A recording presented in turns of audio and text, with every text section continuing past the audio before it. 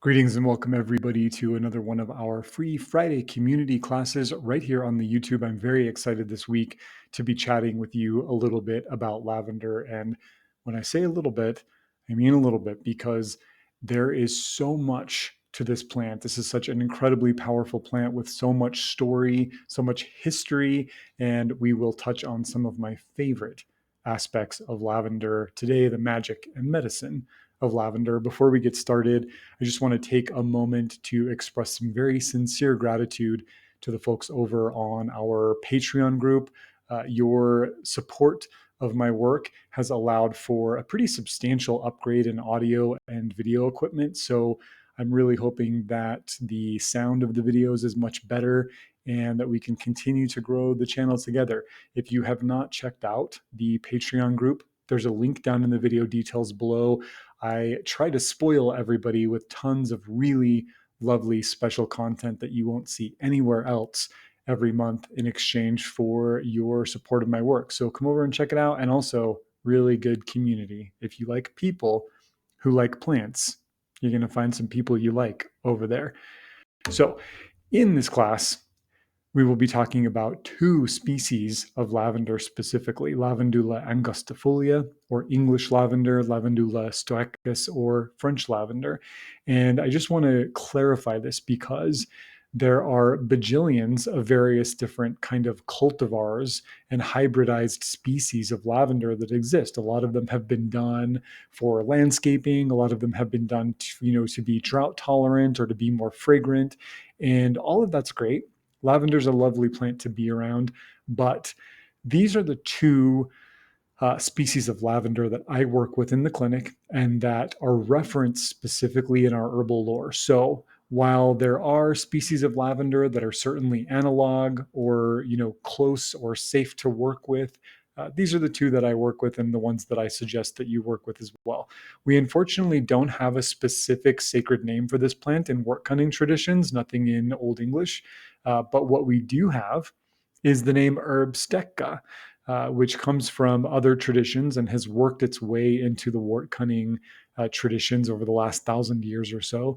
So Herbe Stecha is another name that I love for this plant. The stecha is, of course, related to Lavandula stoechas, right? A very ancient name for this incredible plant. So we begin, as we usually do, with a bit of etymology, if you don't mind. The name lavender comes from the Old Latin verb lavare, to wash. So we see that lavender has been associated with concepts of bathing, washing, cleansing, and purification since forever. This plant is so closely connected to these concepts of washing that really probably is the most common scent, especially in French and English cultures, used to fragrance laundry detergent and bath soap and hair product and all of that, and continues to be exceedingly popular for those same things nowadays, which we'll talk about a bit more in the next slide with the little eye roll. So the name lavender holds ancestral herb lore wisdom, right? The herbwise ancestors named this plant or received this name maybe from the plant directly, and it kind of folds up this beautiful story about lavender being an ally of cleansing and purification. We're going to stone skip over a lot of different virtues of this plant in our discussion today, but we'll come back time and time again to lavender being one of the most exceptional allies for cleansing and purification. So a bit about the plant on the medicinal virtues level. The energetics of lavender are dry, cool, and bitter. We will bring some of these up later on. These energetics are important because they remind us that while lavender has very many actions and categories that they fall into and things that many of us want, not every herb is appropriate for every person. An herb that is calming in one body may not be calming in another. An herb that is affirming to one person's constitution may aggravate or cause issue with another person's, even a plant as gentle and lovely as lavender. Lavender's list of herbal actions is extensive, but here are some of my favorite. Nervine, of course, lavender works directly on the nervous system, and we'll talk a lot about that in the next slide. There are some sedative properties to lavender. Again, this is really specific to the individual's constitution that works with this plant. Lavender is a bitter. Sometimes it's hard to think about these beautiful aromatic floral herbs as having bitter alkaloids or having a bitter action in the body, but lavender hits bitter. If you've ever over steeped lavender tea, you know exactly how that unfolds.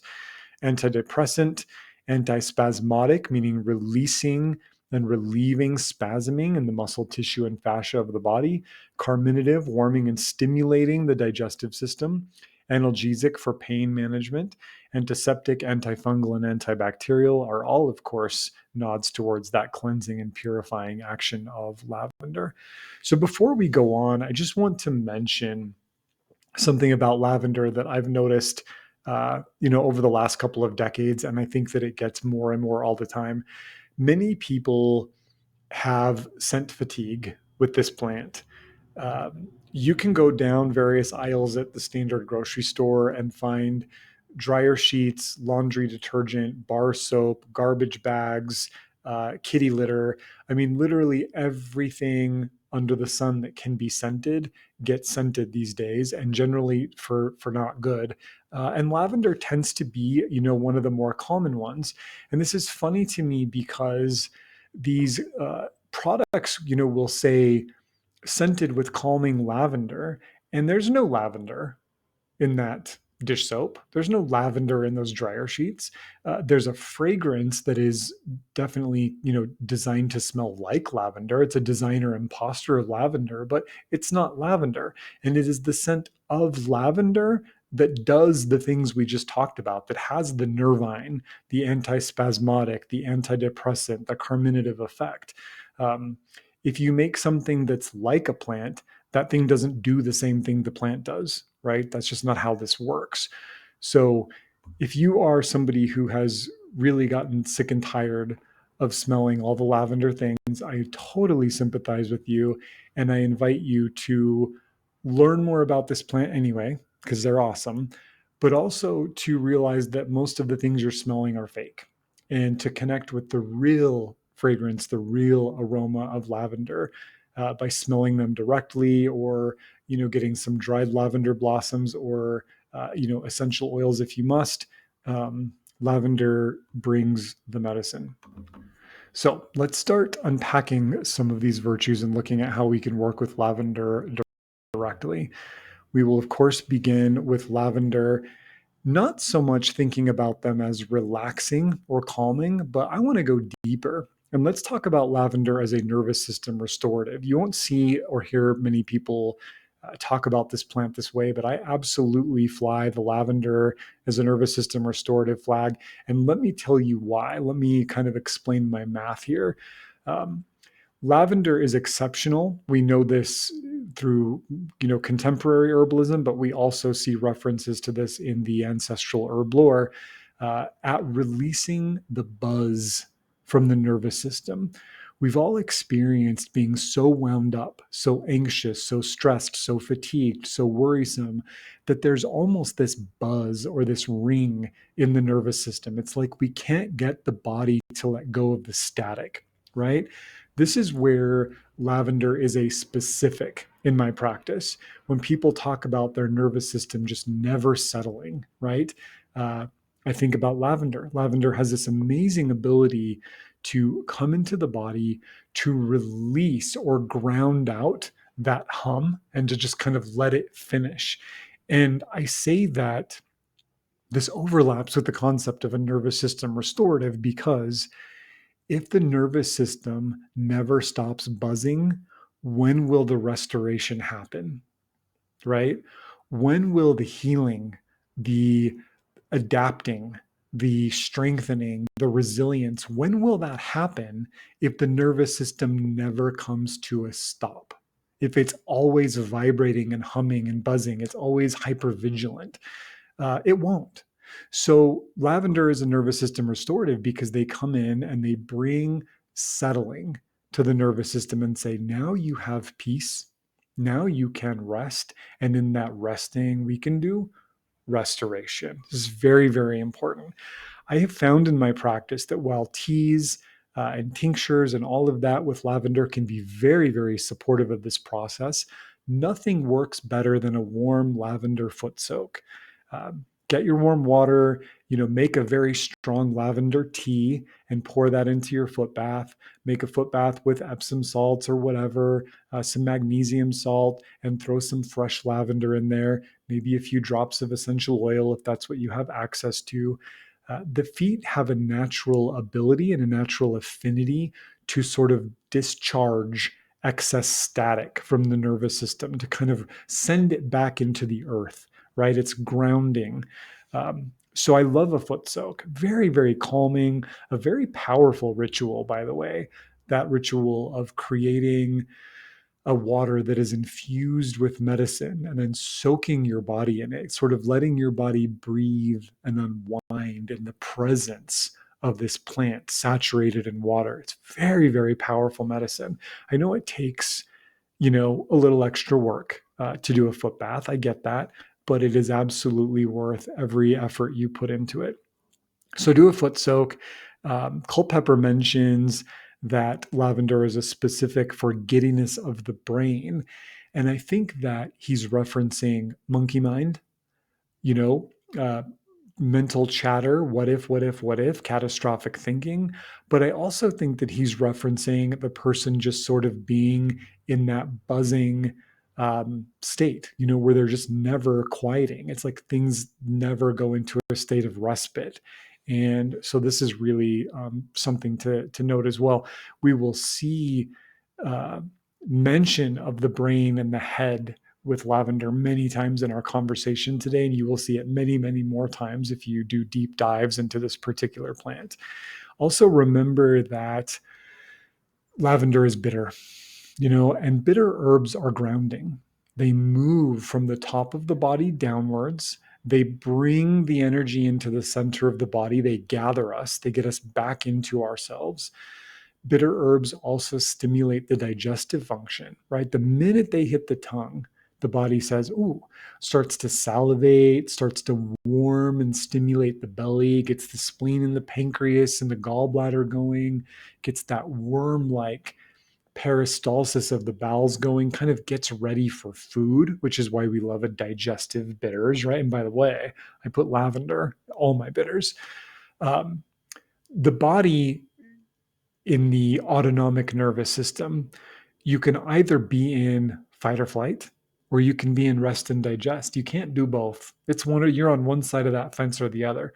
So if we're living in that sort of sympathetic state of fight or flight, where again the nervous system is all abuzz, everything is wound up and tense, and we stimulate digestive function, we kind of kick the belly on, it really invites the body to move into a parasympathetic state and move into rest and digest. So, this is why herbs like lavender are calming. We know they're calming, we know they're relaxing, and now you know why that happens. Knowing why is very important in good herbalism.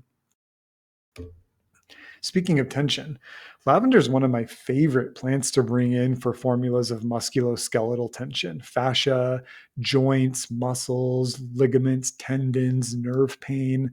I make a lot of jows, a lot of liniments. I make a lot of muscle rubs. I encourage people to do a lot of baths and soaks. You add lavender into whatever your musculoskeletal tension formula is, whether it's an internal or an external, and you will see that formula move from excellent to exceptional. And here's why. Lavender allows the body to feel safe enough to let go of tension. Sometimes the body holds on to tension because it feels like it needs that tension in order to be safe. We tense up and we hold on and we fold in on ourselves as a defense mechanism, right? Or a response to trauma, or a response to stress and anxiety or fear, worry, rumination, whatever. So lavender will come into these formulas and say, all these other herbs are here to help with this musculoskeletal tension. And I'm here to tell you it's okay to let go. It's okay to let the muscles relax. It's okay to move into a space of safety, right? You've got this. Everything's going to be okay. Walking around with your shoulders wound up around your ears isn't keeping you safe. That's not what's doing it. So let's go, let it go, relax, right? Come back into your body.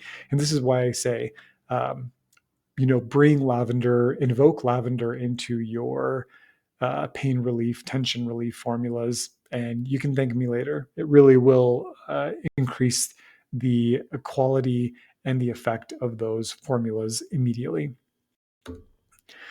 Specific type of pain and tension with lavender is headaches and upper cauldron pain, kind of anything from the shoulders up, right? We see tons of reference to this in the old herbals and the old leech books. I find that lavender, again, allows the body to feel safe enough to release the pain. Bodies hold on to pain. We know we don't want to be in pain, but sometimes the body thinks this is how I'm staying okay.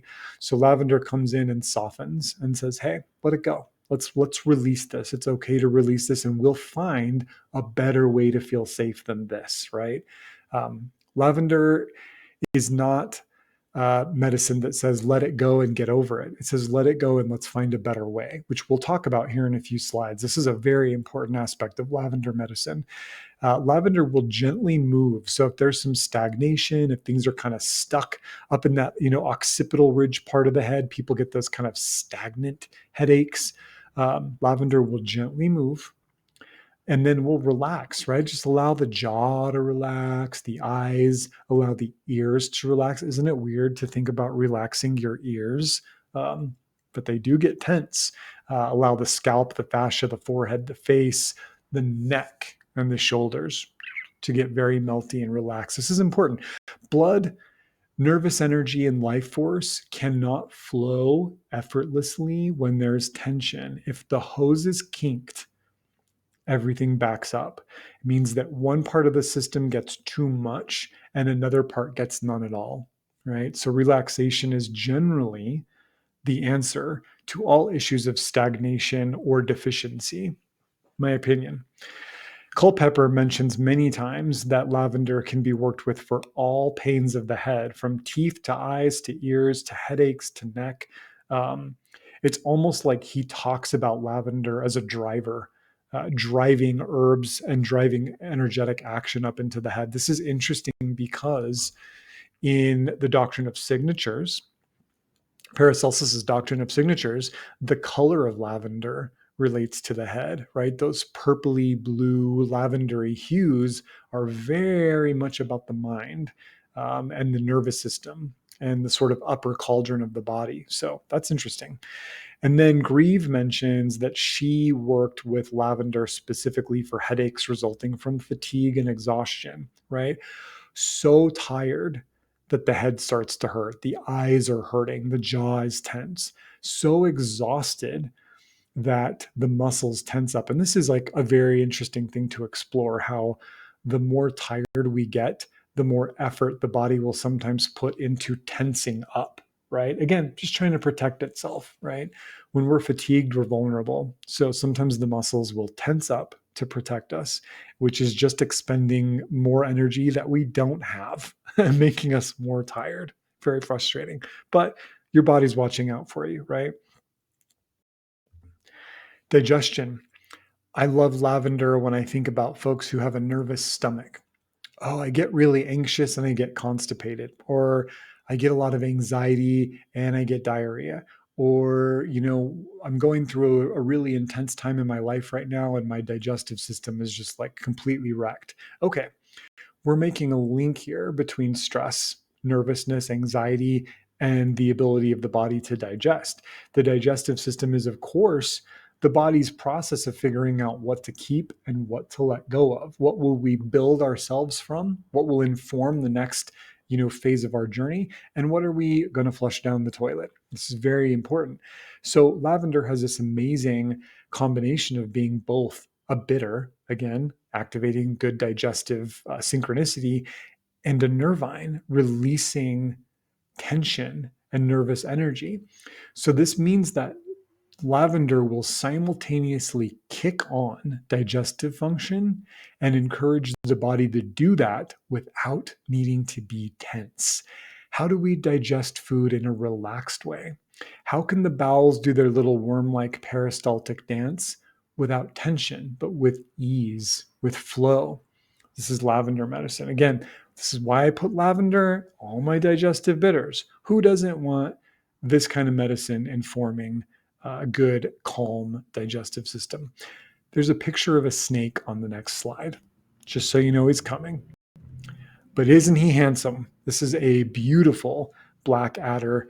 Love looking at these guys. Probably wouldn't want to get very close to him, especially not coiled up like that. But this is where the conversation around lavender gets really interesting to me. In Salmon's 16th century leech book, he talks about lavender being one of the most effective remedies that he works with for the venomous bites of snakes, spiders, and the bites of mad dogs. Basically, he's saying that lavender is an anti-venom, right? And this is an interesting reflex to many herbs, many charms, and formulas in our ancient Wortcunning text known as with Atre, against the venom.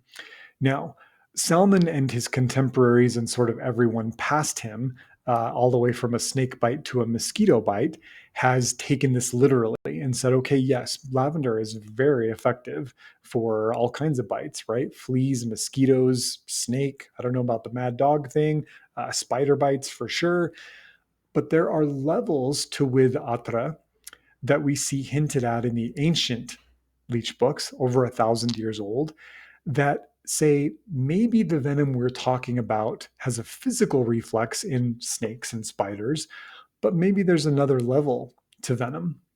Maybe we could be talking about the venom that comes from snake bites from terrible people that we encounter, or horrible situations that we've gone through, or really rough ways that we've treated ourselves and talked to ourselves. And maybe we could talk about the mad dog patterns that we've created in our lives and how they're sort of sitting there slowly poisoning us, right? They're acting like kind of a venom to the blood all the time. And this is where the ancient with Atra charms to me become so powerful, because we recite these charms in conjunction with working with the plants like Herbe Stecha, like lavender, and we find suddenly that the body gets this purification, this cleansing, and this against venom effect. And suddenly we experience things more clearly. We get a little perspective about what's going on and what's happening to us because of what's going on.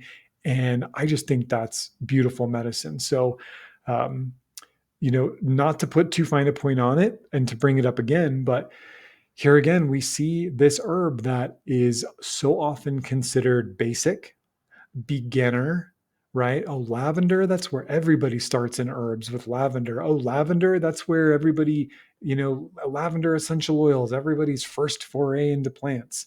Okay, but also lavender has these depths to the extent that we're talking about dealing with venomous patterns in life, and this very aromatic, beautiful plant that everybody thinks is basic.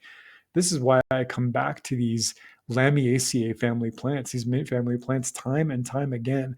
They're not ubiquitous and everywhere all the time because they're basic. They're everywhere all the time in every recipe and formula, ritual and charm because they work. They have a vested interest in humans doing and being better, right? The better we are, the better the whole thing is. And these mint family plants are really wrapped up in human narrative. They're the first and easiest plants for us to communicate with, right?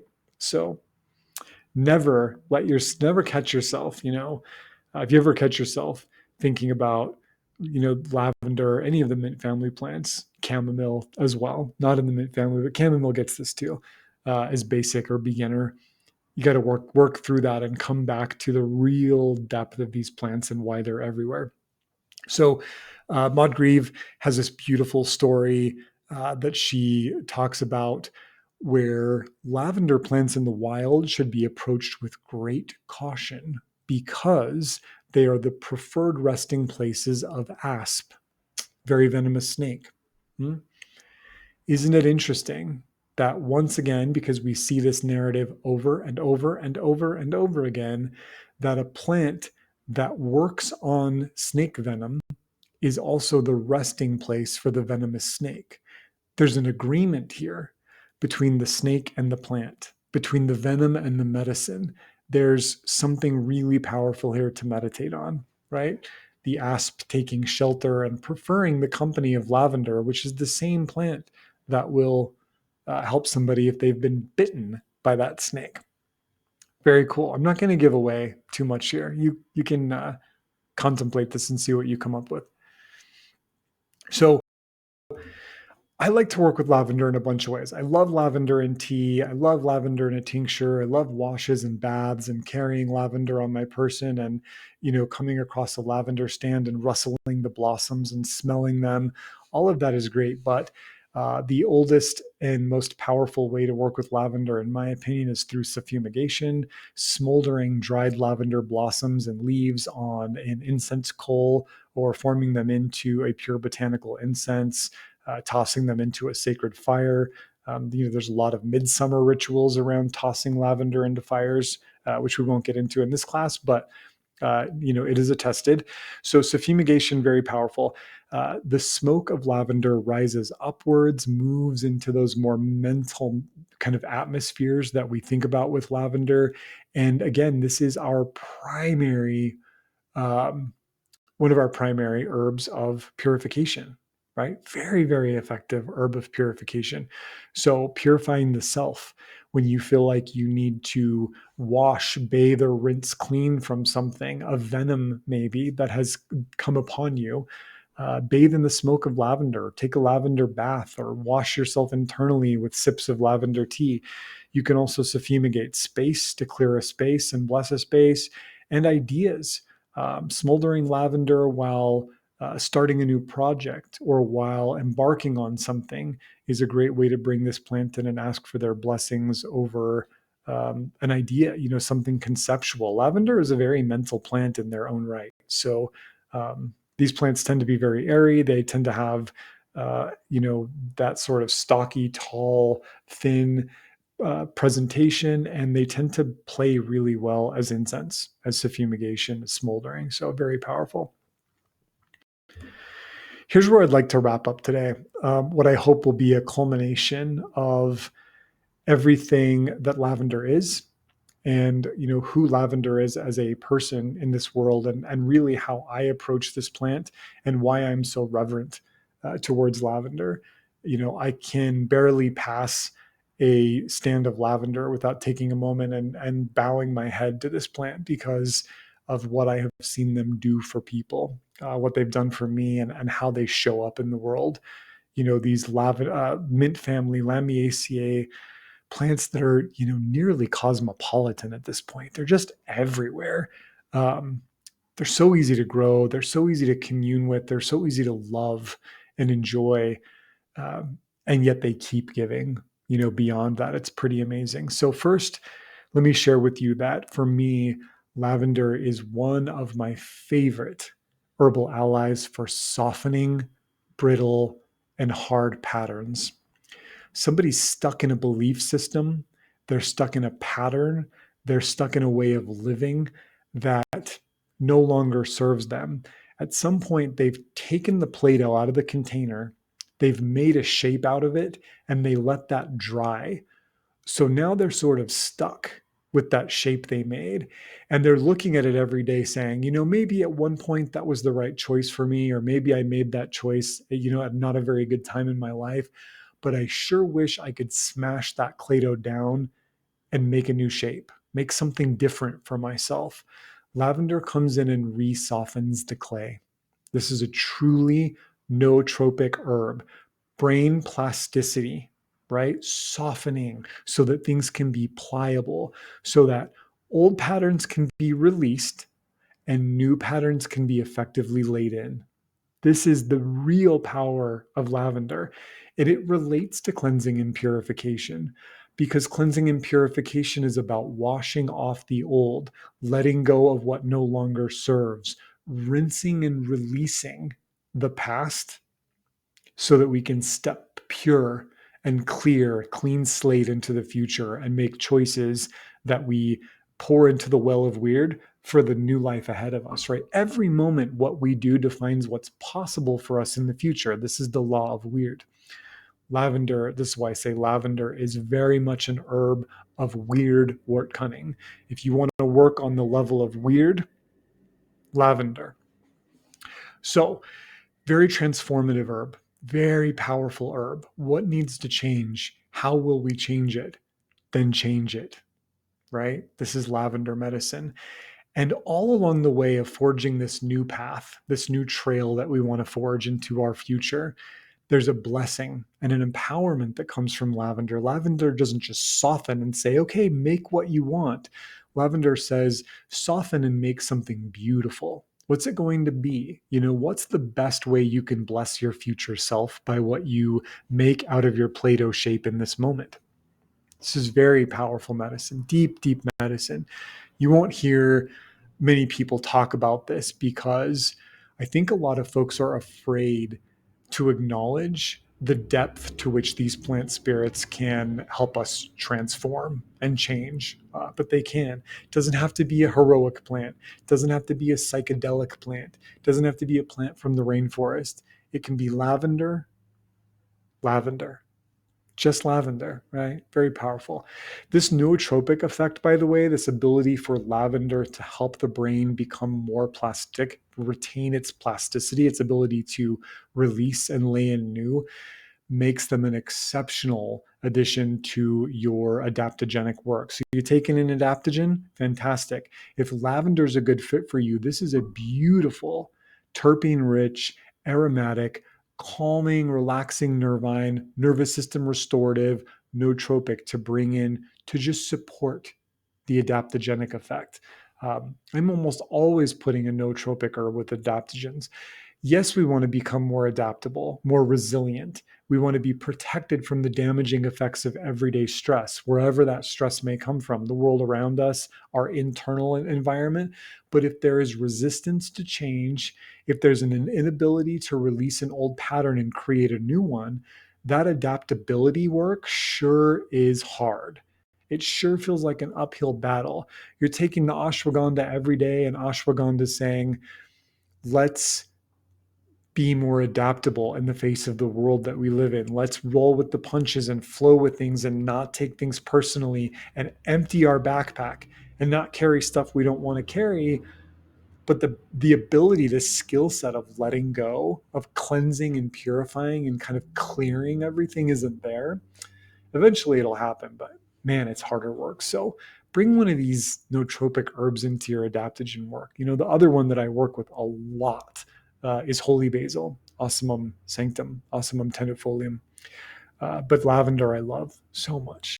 So with that, we're going to wrap up. Thank you guys so much for sitting with me as we geek out about one of the most amazing and oft overlooked plants when it comes to deep spiritual herbalism, the deep traditional practices of Wortcunning.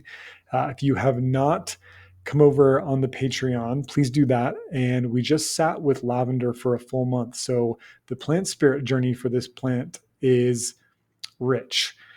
There's some guided audio meditations, there's charms, there's a full monograph, there's the guidebook of how to do plant spirit sits for a month. And the same exists for 26 other plants right now in our library, in addition to advanced classes, incredible community, courses, all kinds of stuff. I put all my content over there. So you come over for one small monthly contribution. It's $18 a month. You get instant access to everything, and there's a lot. So I hope you will come over and connect with our community. It's pretty incredible. See you guys next time. Take care.